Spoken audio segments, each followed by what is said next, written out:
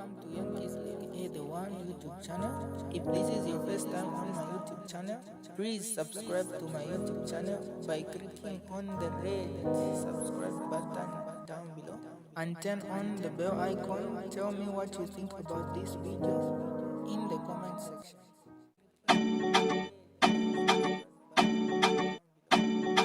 Okay? Strictly adult content. Pole.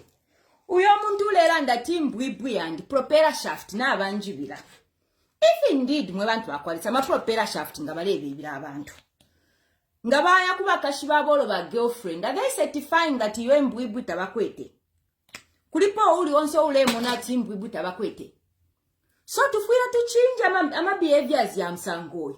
So far na bekata over 50 people na babekata nomba. So which means uli wansa wanye chishushi atine mbwibwi na banjibira.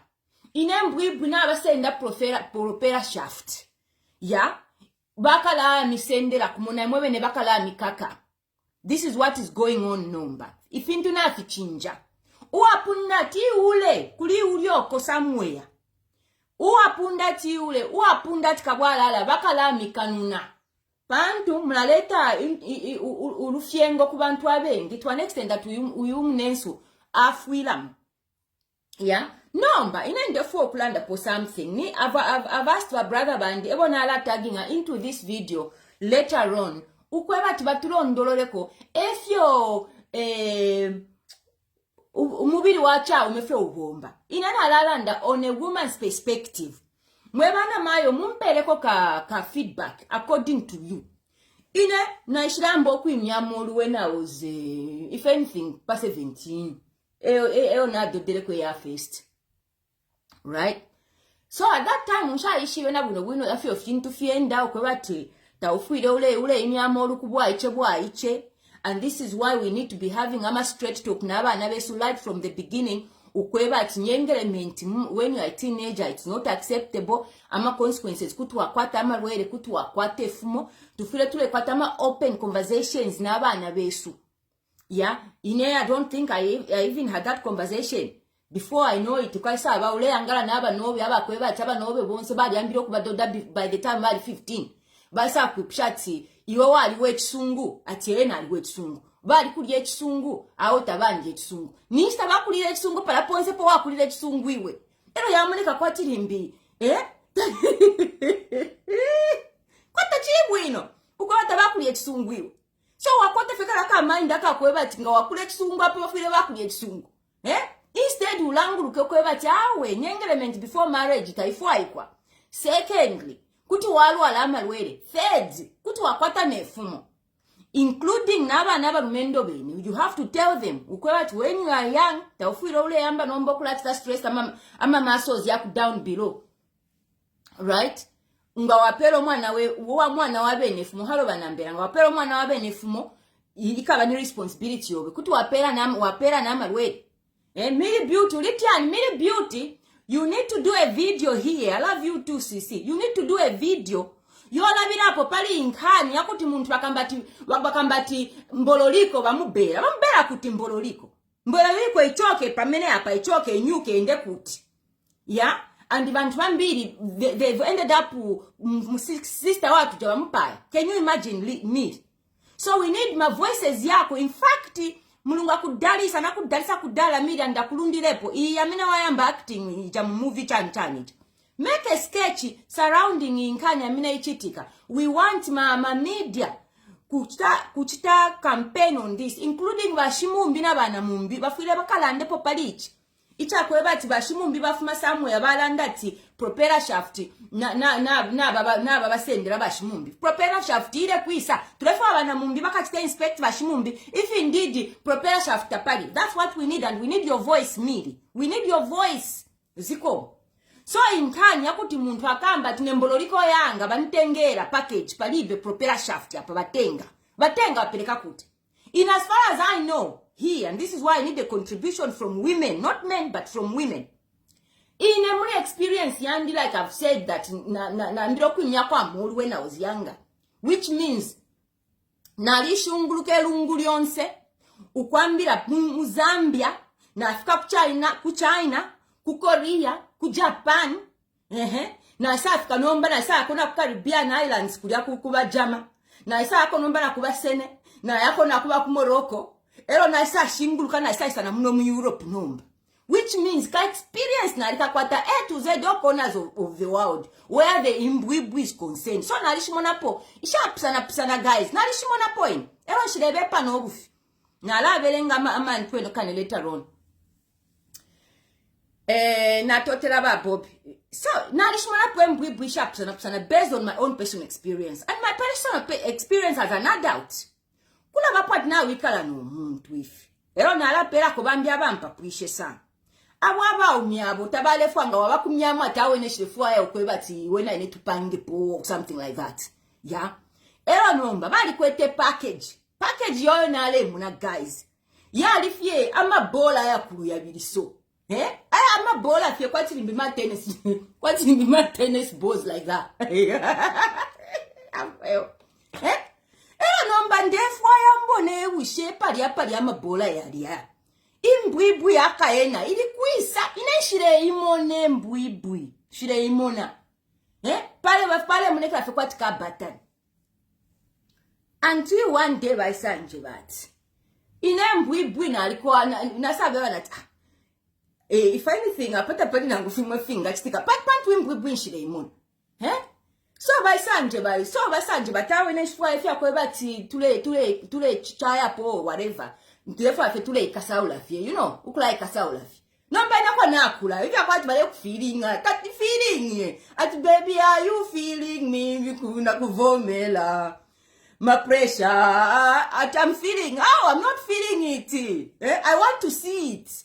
Ero bena basanje bati, solution ya pa ya kwe bati, nenga na kuflamika, na kukapaula, nishininku kakirira, iroda stuke sa ilanda, nishininku kakirira, Ninkubikana kacheni kwati nimbwa. Nganaku kapaula. That is when the propeller shaft, which is hiding behind these two heels, will come out. Can you imagine? So abantu aba umyaba ifyoko baba. And then they can completely lie to someone ukoya to muntu aba better package. And yet nishwali bachabana mabola mwe bantu, for goodness sake. Inuna sabe na tawe yote tinjichaye. Teti njichaye ya kwa bati special. So ine mutu mwamwandi being me chana. Natawo first. Ndi curious ndefwa yambone yimbwi balelanda knife sama mkati ya mabulu. Inefo na shilebe wana okay. Ine mwala nkapa kofi ya meta ko brief. Inefo na shilebe wala fera ine abchende guys na fwala nkata. Ero na isa flamla basa nkapa wala kimpampa.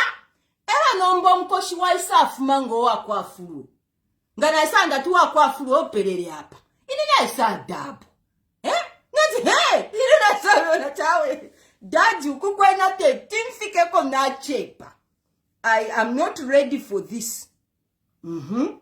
So there are men aba pala kwefyo. Hi Angela ulitiani wewe. There are men aba pala kwefyo kwa na kwa tembwi na ifisama mkati ya furu. Right? Ero nomba isa pitapa chipandero asala that Angela nanjibire mbwibwi. For goodness sake man nonsense. Ero futi kwa wapo bambia kwa ebati.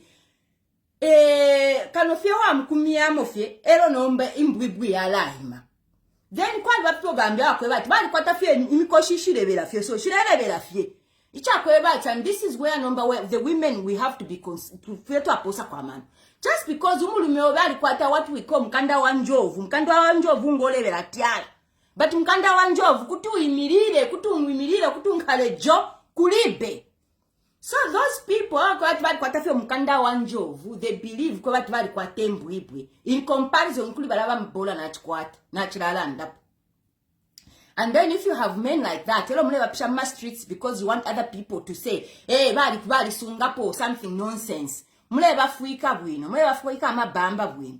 Wambiaba umebali ifya kupete kwa ulawi na mkanda wa njovu in a way that nangwa imina papale monika fie straight tapali na mfumu. Tatulefua mule tushikula na muyana aba umenaba kwa temi zompi kishire monika kwa tikatushi shikwati shiri on sale per market. We don't want that.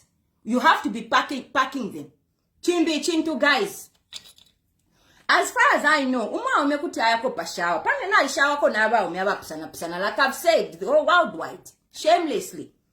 Mweo kamajiki kata mpaka feka pwaka. Mpaka feka kapwe. Miri beauty wewe ntumira kwa lipstick. Ntumira kwa lipstick wewe. Bambi abaume akwe bati nga wayana nkwe pashawa aya mkusambo mwaume. Ya, waya mkusambo mwaume. Bambi abaume bala kwate emizo mpikisha kwa bati kwati katwishi mwe bantu according to my experience. But pala muleka fe mbwibu na yena yaingira mlandu wa mpepo. And that's why balanda tumwa umenga na kutalala. You have to make sure kwa bati na fuala bwino. Especially ngali kuno ku England mule fala kona ma long johns. Pantu imbwibu shonse shira ingira mukati. Pamona amabola yonse yale ingira mukati. And that's how moneka fe kwatiri mbi mwana omunono. Pantu efyo mubiri wacha umeuwaba. And this is why my brother will make a video to explain how mechanism ya mwa umeibomba. Because this subject yandi na bika kufeka jonko so that my brother bandi bese baipirikishe hii story. Elo nomba, it's normal. So lilali ineli wa beka takoshani olonga wasaba sunshira kwa mata konga filafine tuwa monako Fabiola olo stepa langu wa mkantu eno kali ba Mrs. Tana ifivale moneka nga baisa apitefi pali batana waisa sangatero nomba John pali achikala achira achwafe mutulo era nomba isa afumefi pantu amona amatanta yaba mili ale moneka biscuit wa Mr. Tana bafira no kwikala efile fya kweba tinachiba kita rose wamba bwa chima chatiriri yoko mechanism ya mwa ya isa bomba but ine ne ukweta matako yaba flat nangu ba Mr. Tana na bekala apa nangu mbafualile bam shot mbafualile G-string teti mukoshufume. Why? He's not attracted to me. He's attracted to sister Wandimiri. And it's normal umwa umefiaba. No mbaba umeba mzambia. They believing that every time when they're walking around, bafile bale kwata imbwibwisha inina bafile bale kwata fiama erections everywhere. And if that's the case, and if that's what they believe, that umwa umyafila le kwata fe Yosefe Johnny nishna eminina. Johnny ngana pona nishna bampoke imbwibwi. Honestly. Ero limbita tabamu pele fe package limbasa aba fe like udomo boys na ile one time wa Korea. But of course ale bomba fe bueno. And this topic guys, I'm not trying to say umuntu kwete mbwibwi kuru tabomba bwino versus ukwete hama. It all depends with the personal experience. Wala sanga tulo kwete fe kamini kupa ala ensha fe bwino kuchiro ukwete nani ukweto mzompike kwatiri mbini English kukamba yakunu. Right? So mweba rumendo, if John wobenga nalala imwenga mwali believe fati nga mwalole shetolo shirionse mufire mwabafe nemizompike isha kwa nashima. Muland kuno ku England, Muland it's impolite that umwa umefira ya mumu street with an erected mbwimbwimbwi. That is impolite. Yeah, ukweba tumwa mwale no mzompike everywhere na wima. Ya olowe mwenenga walipata fe mentality ya buchendea kwa tunga wapa market iwe mentality yobe ya bafe tunga wamuna fe nika ya mwana kashi wamuna fe amatako yale sunsha yale manganya ukweba tinishi yala imangata imine nishiuro mwana kashi na kuibire mbwibwe to an extent that uliom kashana limbi basa mwipa na kukufia bupuba ama nonsense haya lekitika kuzambi olo limbefe wafyalo like mama chika moneka says guys efya wafyalo efyo fine. If you're wafialwa, accept what you have and learn how to use it. And no, don't blame other people because maybe wayaku toilet. Ngakuno kwa lama toilet wakati nganabe minna bonse bale irole shempu pushpelele pesa. Ero yonga walole she yobe inono just because wachaku walishwa tefyo yaba but maybe tawa utambira pomwa umemnobe. Lila watambira pomwa umemnobe wasabe kushachane wanjibile bwibwe. Panto omba nankwe yonse wale ngati shrinke. For goodness sake but nishefyo wale yonse. Tufile tuchinje imisango. So wani afe chushati mpwaku ineba mpoke mbwibwi chati lirire fisushifienu bonse bakala milonga. And what is happening right now? Na totela sana on behalf of our president and other people abali in power na ifobene foba bikile kwa kanwa tuwa totela bonse abalandira tine mbwibwi na abanjibira. Do you know what is happening? Akala ula bonse bala ingira jere bala ingira for misleading people. Yeah, kifofine banda tine mbwibwi na abansendera baya kutwala baya kulolesha bakusanga tiri intact depending on the size that you have kuya kukaka. Yeah, kuya kukaka panto evidence nomba bonse bamba mukala fulira ba judge bakala nirolesha ba judge kumuna ko batiyobe ya pera pesa. Yeah, and the judge nga bayisanga ati nawo kwata ili intact chilaula ukukukaka nakashimi kapera efkala chitika nomba ya muleti poshali bane lo ichinje lawlessness yachila mzambia lawlessness. And this also applies to misinformation naye yakweba ati wanfafe batu ambo bafumoko na balidien bafumoko pamona ba Derek balepunda imbwibwi na bamsendela package uku mwala afe chintinta ngombe mwala sendela kumona ba Solomon Nyirongo ati tule yenuko mwaya bana kuntanshi mwala wereketa bonse mukala ingira mchifungo. This message has to go across the board. Mufire mwaye babantu kwe bati bonse bakala mikaka ifintu nomba fyala chinja mzambi fyala chinja lawlessness ile chitika taile bwino so mweba kweta balume benu like balabene twamwene bamdala basheo mababa tata in a very bad way bashirera ndati imbwibwi naba basendera abakashibabo abawo pulo kuli balaba ome bafuire jacket ya blue batwebe kwa bakashibabo if indeed imbwibwi takwali ngatakwali imbwibwi honestly if indeed ngakwali magic ya msango I've always talked about it ngakwali magic ya msango ya kwatu muntu asende mbwibwi bring it pamlaba asapa tumone. So the first thing mukalachita if this is going to happen umuntu ngalanda timbwibwi bansendela immediately kumwikata no kumufula mwachekinga imbwibwi ngepo ilinangwiyo nga ili intact ngatapali then kuipusho yo mwana kashini magic inshwa chibonke kweba timbwibwi chite ku disappear mwe bantu bakwalisa iyo ine mechanism yo ngachishinke yo mbwibwi abantu balasenda inokufuna temwa naisho pokwati imbwibwi na kwata fina yo mungande yabalume bandi. Do you know what could be happening? Nachibema kwa balume bandi. Natuma balume bandi mwanshira kwe mbwibwi iya kwe bati kuti ndexta faith Angela mona kuti ndexta fa cheke shiri nako lomba alume wangu ati darling I wish I could do that uko kuzambia uko ukantwaleko ukakweba tukachite chi magic icho which means nangu everywhere I am iwokala sefe cheke pambwibwi. And even when I'm in the office people be wondering that director what are you doing kanshana alifia cheke ama nonsense yale sitika kuzambia yafire yaleke. And it's like kumye kuzambia you don't listen to politeness mfwayo muntu alande fya pamba katuka na pakwati fiufu ikematwe right na isa beba balume bandi nati so muntu kunaba muipala kuzambia atinaba mchita lynch nati bebe bakisamje wafyeshi wifyelimo at no wonder Zambia is part of the African countries who are in the bracket of developing countries. Full stop. Umusungu alanda for one word. Zambia developing is one of the developing countries.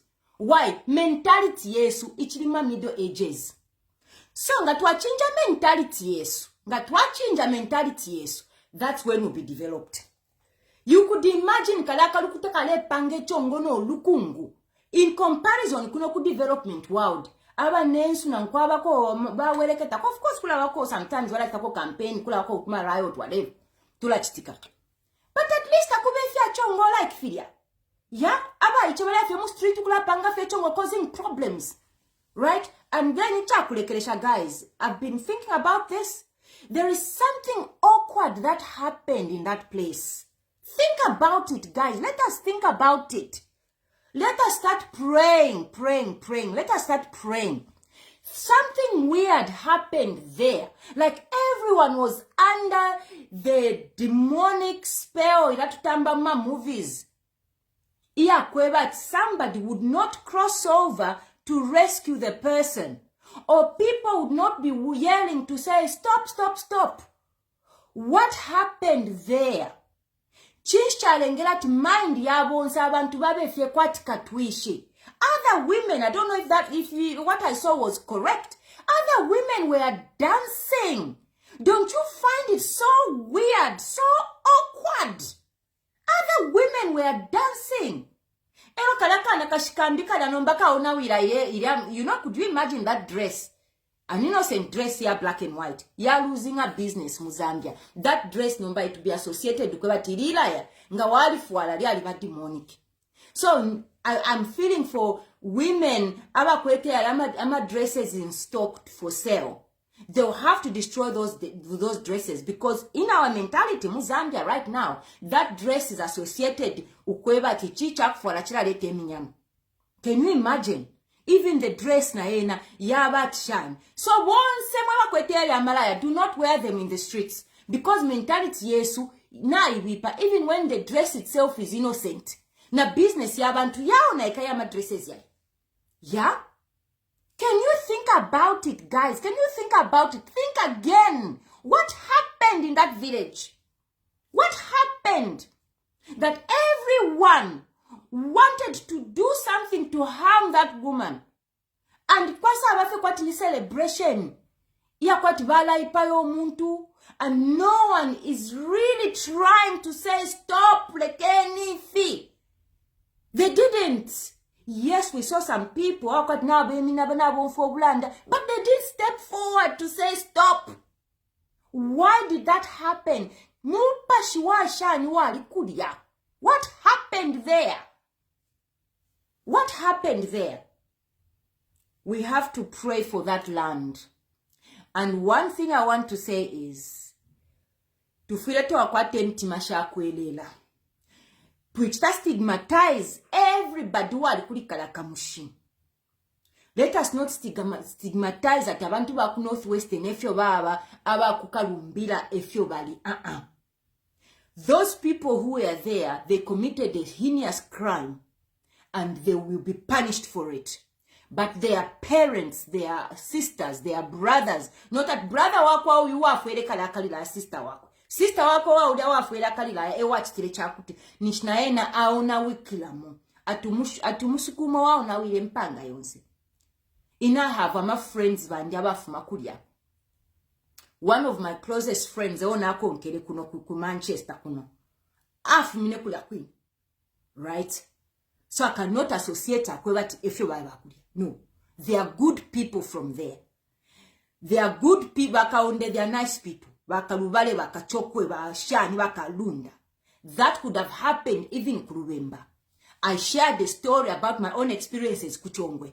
I'm not saying abantu bakuchongwe bali bipa, but there were a group of people who caused the fintrifi kulaifiand. So to kwatech temwiko, let us unite and let us spread the good news kwebati. We are one Zambia, one nation, one Zambia. And why they brought this motto? Because Zambia had 73 languages, whatever. People with their own distinctive, unique behaviors and all that. And if we are not united, palidelo, that wakatelech unite. We have to. And we have to help that community to regain back its reputation. Those people, I'm lying. What am I lying about? Can you clarify what I'm lying? Rather than, and this is the other thing. Mlempela accusation that I'm lying. What am I lying about? If I'm lying, tell me what I'm lying about. For you to call me a liar, do you know me? Right? So to fear to stay in a behavior on the land up. In a mama nama comments at a cursed village. Is the village cursed? Or is it the behavior of those people? About a cursed behavior. To feel it what can differentiate here.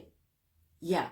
Now totelam kwai. I'll read my comments later. Thank you so much for your contribution. Oh my God, I have to go. Ndeaku meeting. Now totela guys for joining in. Lesa mipale, and I hope abantu boza bashala bala tu afwako to spread the good iriri ashiri. Iya kwa timbwibwi na abanjibira. Na bakwibire mbwibwi bakwibire kwise mbwibwiwe. Ngana bakwibire yawe nakuna foku bana inspector. Wakwati muntu nga balanda gaba mwibire mbwibwi inakubera fyati iseni kuno njimone yo mbwibwi ngalaba mibira iseni kuno dad iseni kuno dad tumone mbwibwi ngalaba mibira tumone mbwibwi ero guys mule making sure mule samba bwino kuma mbwibwi yenu ayo inizompikishenu sho shalamba ishalamba eshanunka mwashi sambako, so that when people go and start inspecting whether the mbwibwi is there or not, ni shishiri clean. natotera. May God bless you and thank you for joining in. Share this video. Ama comments, your contributions will be very important. Nama experiences yenu mwabana mayo. Are you telling me that about me Johnson should waving a like flag? Apo fena uni flag of Zambia. Tell you say waving unless if there's the wind is there. And if the wind is not there, ya kwa whatever. If you have a nonsense, and if you have a relative, watch today. Bear in mind what na ina bala mukaka. Na totela, have a good day. Ciao. Love you all. Oh my goodness.